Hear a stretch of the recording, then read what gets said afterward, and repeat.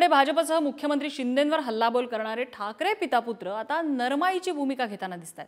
कोकण दौऱ्यावर असलेल्या उद्धव ठाकरेंनी पक्षपोडीचं राजकारण करणाऱ्या भाजपवर आपली तोफ डागली। मात्र दुसरीकडे पंतप्रधान मोदींना आम्ही तुमचे शत्रू नव्हतो, तुम्हीच आम्हाला दूर केलं असं सांगत एक प्रकारे जवळीक साधायचा प्रयत्न करत असल्याची चर्चा आहे।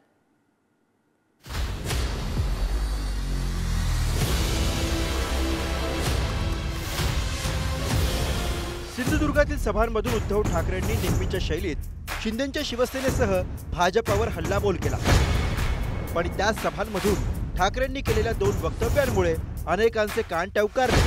मोदीजी आम्ही तुमचे शत्रू नव्हतो, आजही शत्रू नाही असं पहिलं वक्तव्य केलं। त्या पाठोपाठ कुडाळच्या सभेतून ठाकरेंनी आरएसएसवर स्तुतीसुमने उधळली। मला एकच सांगायचं की मोदीजी आम्ही तुमचे शत्रू नव्हतोच, आजही शत्रू नाहीच, आम्ही तुमच्या सोबत होतो, शिवसेना तुमच्या सोबत होती। गेल्या वेळेला आम्ही युतीचा प्रचार केला होता, आमचे विनायक राऊत आणि सगळे इथून जे निवडून आले म्हणून तुम्ही तिकडे पंतप्रधान बसलात, पण नंतर तुम्ही आम्हाला दूर टाकलं। आज देखील आम्ही हिंदुत्व सोडलेलं नाही, सोडू शकत नाही, भगवा झेंडा आमचा कायम आहे। पण या भगव्या झेंड्यामध्ये छेद मारण्याचं काम भाजपा करते। भारतीय जनता पक्ष आणि संघाचे जे कार्यकर्ते आहेत, कारण संघांच्या कार्यकर्त्यांबद्दल सुद्धा मला आदर आहे। त्यांनी वर्षानुवर्ष पिढ्या कुटुंबाकडे दुर्लक्ष करून यांच्या पालख्या वाहिल्या। आता यांची जी वृत्ती आहे ती वापरा फेका, वापरा आणि फेका, वापरून घ्या आणि फेकून द्या। हे उद्या जसं त्यांनी शिवराज सिंग चौहानला फेकलं, वसुंधरा राजेला फेकलं, तिकडे रमण सिंगला फेकलं, इकडे देवेंद्रला फेकलं, फेकूनच देतात। ती हुकुमशाही दिसते।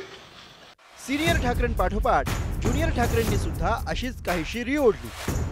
कोस्टल रोडच्या उद्घाटनाच्या निमित्तानं पंतप्रधान नरेंद्र मोदी हे क्रेडिट घेण्यासाठी येत आहेत का असा पत्रकारांना सवाल केला।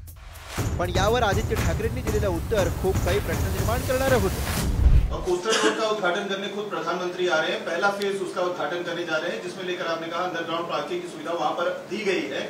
उसके बावजूद आपको नहीं लग रहा है कि चुनाव के पास है, उसका क्रेडिट लेने के लिए ये सरकार की तरफ से कवायद चल रही है, क्या कहेंगे आप? पहली बात तो मैं पीएम साहब पे कुछ नहीं कहूंगा, क्योंकि उनका कहीं पे भी जाना और कुछ भी उद्घाटन करना उनका अधिकार होता है, वो देश के सर्वोच्च नेता होते हैं। ठाकरेंनी पंतप्रधान नरेंद्र मोदींविरोधात मवाळ धोरण घेतल्याचा संदर्भ बिहारमधील सध्याच्या राजकारणाशी जोडला जातो। नितीश कुमारसह भाजपनेही पलटी मारत पुन्हा युती करत सत्ता स्थापन केली। खरं तर पुन्हा युती करणार नाही असं भाजप आणि जदयूचे नेते ठासून सांगत होते, पण घडलं उलटच। आता हाच धागा पकडत ठाकरेंची शिवसेना आणि भाजप एकत्र येऊ शकतात अशी चर्चा सुरू झाली आहे। 2019 पर्यंत शिवसेना एनडीए मधील घटक पक्ष होती। 2020 पर्यंत जदयू एनडीए सोबत होती।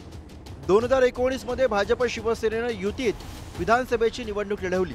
2020 मध्ये जदयू भाजपनं युतीत बिहार विधानसभेची निवडणूक लढवली।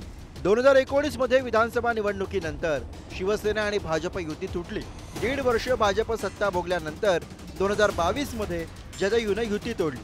2019 मध्ये शिवसेना काँग्रेस राष्ट्रवादी महायुतीचं सरकार आलं, तर 2022 मध्ये जदयू राजद आणि काँग्रेस महागठबंधनचं सरकार आलं। 2022 मध्ये शिवसेनेमध्ये फूट पडली, एकनाथ शिंदे भाजपसोबत सत्तेत गेले। जदयूमध्येही बंडखोरी होण्याची नितीश कुमारांना भीती होती।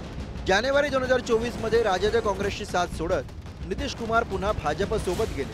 बिहारप्रमाणे महाराष्ट्रातही उद्धव ठाकरे आणि भाजपची पुन्हा युती होऊ शकते अशा चर्चा आहे। विरोधी पक्षांकडून अनेकदा ही नीती अवलंबली जाते की मोदींची प्रशंसा करायची किंवा मोदींवर टीका करायची नाही आणि भाजपवर आणि भाजपच्या स्थानिक नेत्यांवर मात्र टीका करायची।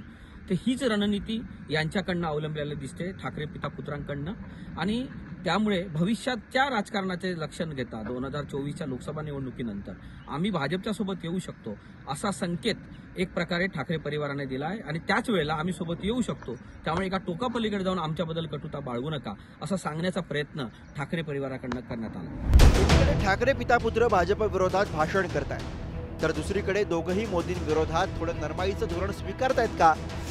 जर भाजपला शिंदेंची शिवसेना नकोशी झाली तर आपला पर्याय खुला असल्याचे संकेत देण्याचा ठाकरेंचा प्रयत्न आहे का, या आपल्याच इंडिया आघाडीतील मित्रांना इशारा देत आहेत?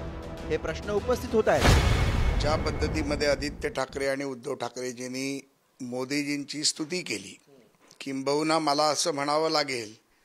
की सत्य हे सूर्यासारखं तेजस्वी असतं, जे कधी लपत नाही.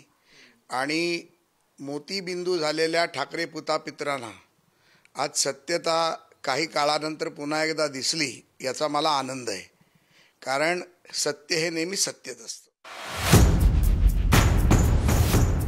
भले आता राज्यात भाजप, शिंदेची शिवसेना आणि अजित पवार गट सत्तेत आहे, पण फोडाफोडीच्या राजकारणावरून मतदारांमध्ये नाराजी आहे हे नाकारून चालणार नाही. त्यातच भाजपच्या अंतर्गत सर्व्हेमधून शिंदेच्या शिवसेनेसोबत नकारात्मकता असल्याचं बोललं जातं. अशा परिस्थितीत भाजप, ठाकरेंची शिवसेना एकत्र येऊ शकते अशी चर्चा आहे. सध्याच्या राजकारणात कुणीच कुणाचा कायमचा मित्र आणि कायमचा शत्रू नसतो हे उदाहरणासहित सिद्ध झालंय.